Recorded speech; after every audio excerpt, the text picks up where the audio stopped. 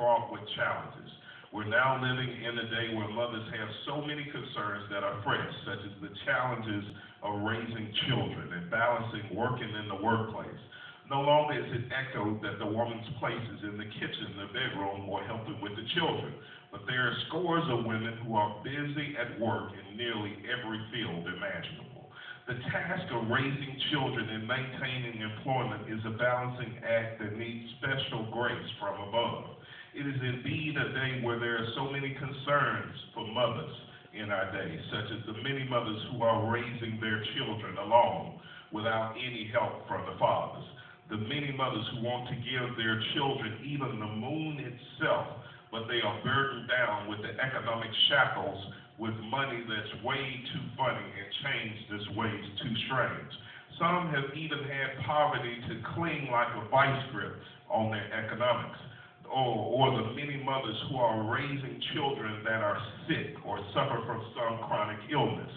The many mothers who have to balance working in the workplace, raising children while trying to deal with the demands of keeping a marital relationship going. Our day presents so many scary moments for any concerned mother over the pressing issues of our day. There are so many things that may lure our children in the wrong direction. It's a time when so many mothers' high hopes for their children have taken a blow from this thing called life. Ever since the initial mother of creation, Eve, was spoken of in Genesis 3, verse 20.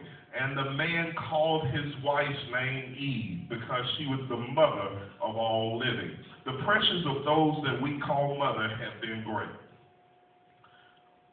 With life itself springing from the wombs of all our mothers, time won't allow us to neglect the concerns of mothers.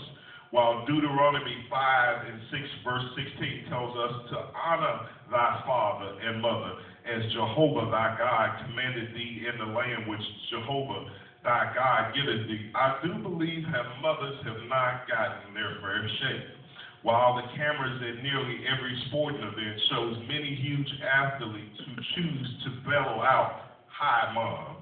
During nearly every camera shot, there are still so many mothers who's been overlooked or left to fight daily battles with the pressures of life. Our mothers have the awesome task of being one of the chief targets of the enemy himself.